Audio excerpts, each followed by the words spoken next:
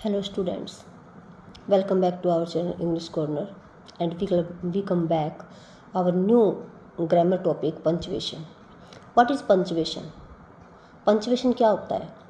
जब हम कोई सेंटेंस या पैराग्राफ लिखते हैं या उसको हम रीड करते हैं तो उसमें हमें कुछ विराम चिन्हों का, कुछ अक्षरों को ध्यान में रखना, कहीं कहीं उतार चढ़ाव, इन सारी चीज़ों का हमें ध्यान रखना पड़ता है कि भी कहाँ हमें स्टॉप लगाना है, कहाँ हमें कैपिटल लेटर लिखना है, कहाँ हमें यहाँ पे विराम देना है, कहाँ फुल स्टॉप लगेगा। तो इस तरह के चिन्हों का हमें जहाँ यूज़ करना होता है उसको हम पंक्चुएशन कहते हैं। We can say that the right use of putting in marks, point and stops in writing is called punctuation. Okay अब पंक्चुएशन मार्क्स में क्या क्या आता है, यानी इसके कुछ नियम होते हैं, कुछ रूल्स होते हैं जिनका हमें फॉलो करना होता है जब हम कोई सेंटेंस या पैराग्राफ लिख रहे होते हैं या रीड कर रहे होते हैं। अब इसमें है फर्स्ट जो पॉइंट है, रूल है, वो है कैपिटल लेटर। सेकंड है कोमा। थर्ड है marks of exclamation, semicolon and inverted commas, apostrophe, then full stop, question mark, colon, dash and hyphens. अब हम इनको एक्सप्लेन करेंगे one by one. First is capital letter.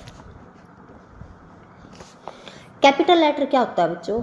Starting का जो अक्षर होता है, जो वर्ड होता है, जो लेटर होता है, उसको कैपिटल बड़ी ABCD में लिखना, उसको हम कैपिटल लेटर कहते हैं। तो ये जो बड़ा अक्षर है, ये जो बड़ा लेटर है, ये कहाँ होता है, कहाँ यूज़ करते हैं हम इसका? तो जो फर्स्ट लेटर होता है ऑफ द सेंटेंस उसको हम कैपिटल लेटर में लिखते हैं। जैसे he is going to school, तो यहाँ पे जो इसका फर्स्ट लेटर है ही, इसको हमने कैपिटल में किया है। देन नेक्स्ट देखिए वी आर टेकिंग टी, इसमें जो W है इसको भी हमने कैपिटल में किया है। नेक्स्ट है proper noun and proper adjective, इनका भी पहला अक्षर कैपिटल लेटर में होता है। अब ये क्या कौन कौन से हैं? जैसे व्यक्तियों के नाम, names of person, names of place, names of books, days of week, months of year, names of school, names of colleges, इन सभी के साथ जब हम इनको स्टार्ट करते हैं तो फर्स्ट लेटर को हम कैपिटल लेटर में लिखेंगे, जैसा कि आप एग्जाम्पल में देख सकते हैं। नेम्स ऑफ न्यूज़पेपर, इनके साथ भी हम कैपिटल लेटर का यूज़ करते हैं। जैसे द टाइम्स ऑफ इंडिया के अंदर द में टी, टाइम्स में टी और इंडिया का आई। इसी तरह से नेक्स्ट है the Hindustan times. Names of mountains, names of historical buildings, names of festivals, names of language, इनकी जब हम स्टार्टिंग करते हैं, इन वर्ड्स की जब स्टार्टिंग की जाती है तो इनकी स्टार्टिंग हम कैपिटल लेटर से करते हैं। तो ये चीज़ें आपको ध्यान रखनी है। नेक्स्ट जो इसका पॉइंट है वो है proper adjective. I love south Indian foods, ठीक है। तो यहाँ पर जो साउथ है उसका भी हम एस कैपिटल करेंगे। नेक्स्ट है पद का नाम या डिग्रियों के साथ, जो पोस्ट, नेम्स ऑफ पोस्ट होती है उनके साथ भी, जैसे the president, the prime minister, BA, MA, BA, MA हमारी यहाँ पे डिग्रीज हैं और ये हमारे पोस्ट हैं, पद हैं। इनके साथ भी हम जो बड़े बड़े पद हैं इनके साथ, इनको भी हम कैपिटल लेटर में लिखते हैं। इन्वर्टेड कोमाज, इन्वर्टेड कोमाज के अंदर जब हम वर्ड की स्टार्टिंग करते हैं तो उसका जो फर्स्ट लेटर है वो भी हम कैपिटल लेटर में करते हैं। ये देखिए फॉर एग्जांपल टाइटल का पहला अक्षर कैपिटल होता है, जैसे मिसिज है, मिस्टर है, सर है, मैडम है, डॉक्टर है, प्रोफेसर है, तो इनको भी हम कैपिटल लेटर से ही स्टार्ट कर सकते हैं।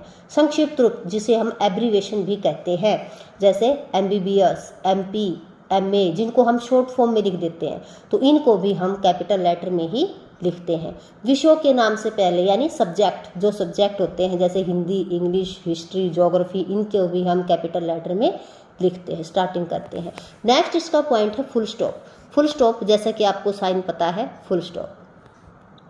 वाक्य में फुल स्टॉप का प्रयोग सबसे अधिक ठहराव को प्रदर्शित करता है, यानी जब हमारा सेंटेंस जो हम कुछ कहना चाह रहे हैं वो कंप्लीट हो जाता है तो तब हम इस फुल स्टॉप का यूज़ करते हैं। अब जैसे क्या कर रहे हैं, स्टेटमेंट, और कौन सी स्टेटमेंट? इंपेरेटिव सेंटेंस या इनडायरेक्ट कोटेशन के अंत में इसका प्रयोग किया जाता है। यानी जब कोई हम सेंटेंस बोलते हैं she is a good girl, यहाँ पे हमारा सेंटेंस कंप्लीट है और यहाँ पे हमने क्या लगा दिया, full stop. Open the door, full stop. ठीक है, जब हमारी स्टेटमेंट कंप्लीट हो जाती है तो देन उसके बाद हम फुल स्टॉप का यूज़ करते हैं। एब्रीवेशन में लिखे जाने वाले अक्षरों के अंत में, अब हमने ऊपर पढ़ा था कि एब्रीवेशन के जो वर्ड है वो कैपिटल लेटर में लिखते हैं, लेकिन देखो इनके बीच में फुल स्टॉप लगे हुए हैं। ठीक है, तो ये क्या है, फुल स्टॉप यूज किया जाता है एब्रीवेशंस वर्ड के साथ भी। Third point is comma. Comma का यूज कहाँ किया जाता है, डायरेक्ट स्पीच में रिपोर्टेड वर्ब को रिपोर्टेड स्पीच से अलग करने के लिए। देखो जो नरेशन होते हैं उसको हम, ये जो सेंटेंस है उसको 2 पार्ट्स में डिवाइड करते हैं। ये रिपोर्टेड वर्ब कहलाता है, ये रिपोर्टेड स्पीच कहलाता है। तो इन दोनों को अलग अलग करने के लिए हम कोमा का यूज़ करते हैं। देन आप देख सकते हैं।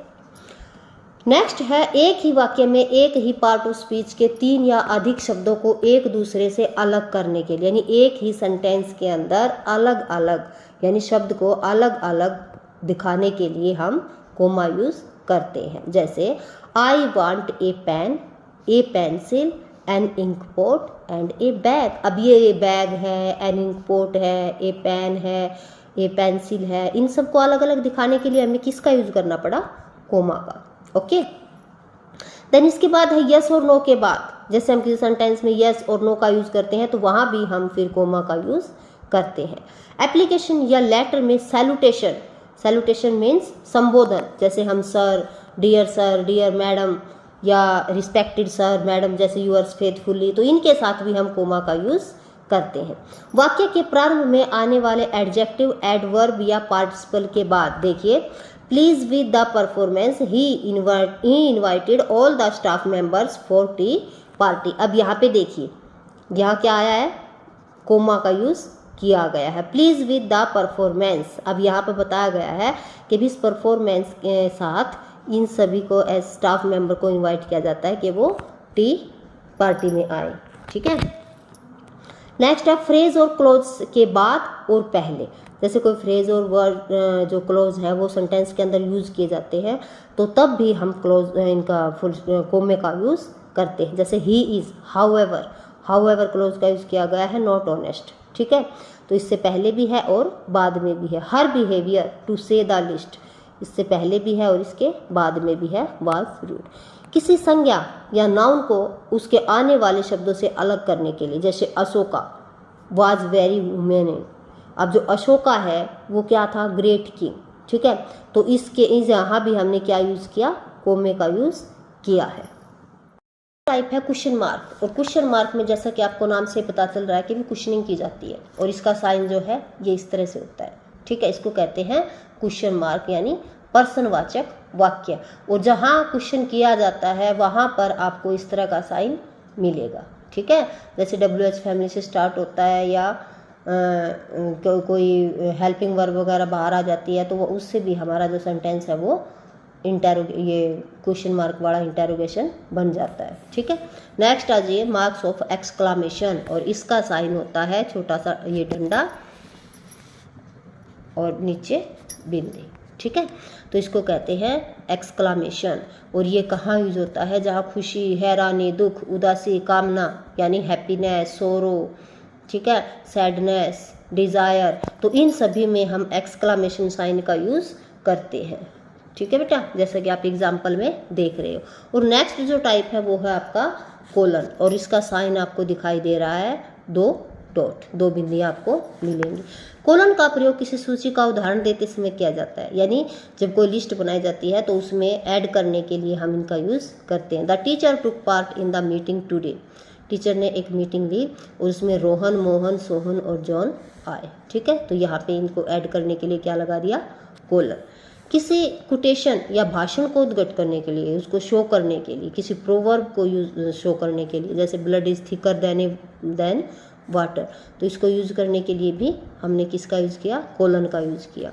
टाइम को शो करने के लिए भी इस तरह से। ठीक है, और किसी शब्द की, किसी नाउन की, प्रोनाउन की, जैसे किसी भी चीज़ की डेफिनेशन अगर हम देते हैं तो वहाँ भी हम इस तरह से कोलन का यूज़ करते हैं।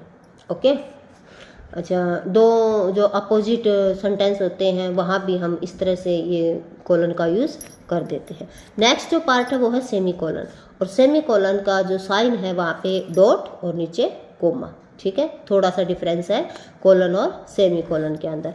सेमी कोलन का प्रयोग कोमा से अधिक और फुल स्टॉप से कम ठहराव के लिए किया जाता है।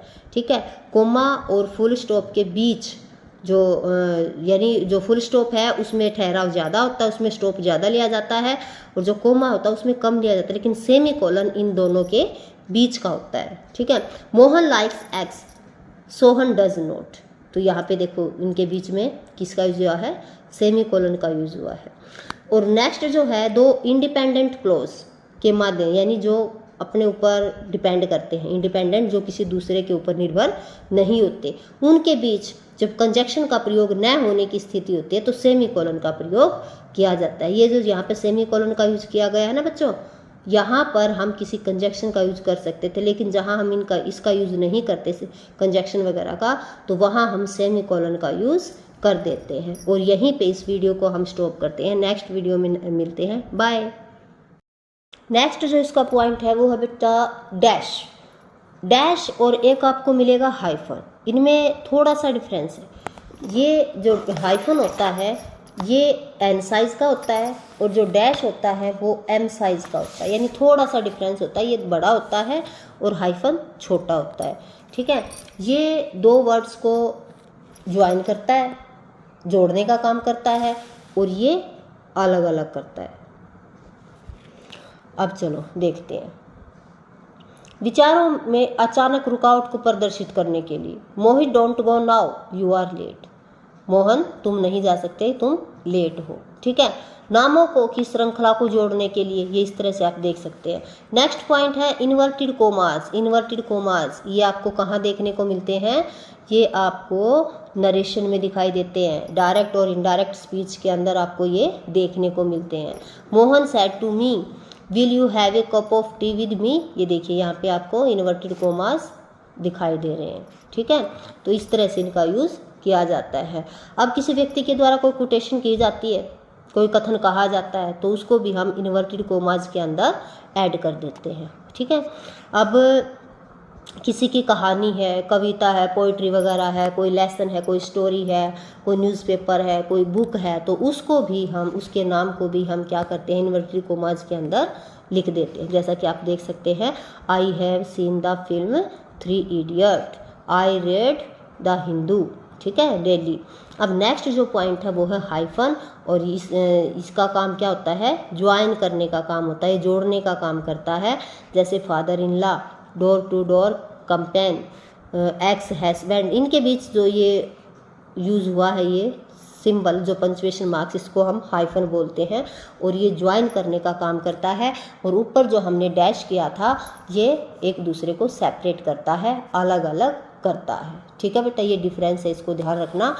हाइफन जो है जोड़ने का, ज्वाइंट करने का काम करता है, और जो डैश है वो सेपरेट करने का काम करता है। और लास्ट जो इसका पार्ट है वो है एपोस्ट्रोफी, और एपोस्ट्रोफी के दो टाइप होते हैं। फर्स्ट जो टाइप होता है वो होता है, जैसे ये देखिए आई विल, अलग अलग लिखा हुआ है, अगर हम इसको ज्वाइन कर देंगे तो ये हो जाएगा आई।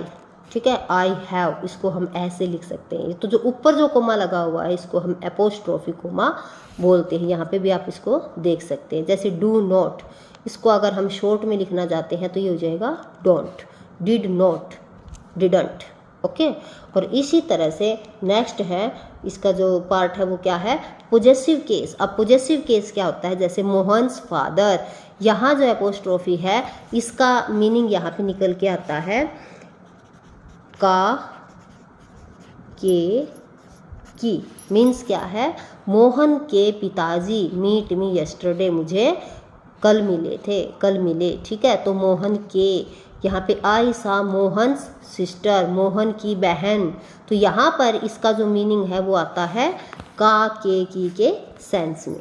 ठीक है, और दूसरा जो टाइप है इसका वो है पोजेसिव केस। अब पोजेसिव केस क्या होता है, ये बहुवचन होने की स्थिति में हम इसका यूज़ करते हैं, यानी प्लूरल वर्ड्स के साथ इसका यूज़ किया जाता है एपोस्ट्रोफी कोमास में। जैसे Mohan went to girls hostels. अब देखिए ये जो गर्ल्स है वो ये जो प्लूरल वर्ड था इसके ऊपर लगा दिया हमने गर्ल्स हॉस्टल, ठीक है। जैसे MLAs MPs, तो इस तरह से हम इसको प्लूरल फॉर्म में दिखाने के लिए भी यूज़ करते हैं। तो यहाँ पे हमारी ये वीडियो फिनिश होती है। आई होप आपको अच्छी तरह से समझ आया होगा। अगर आपको अच्छी लगी ये वीडियो तो इसको लाइक शेयर एंड सब्सक्राइब ज़रूर करें। Bye bye.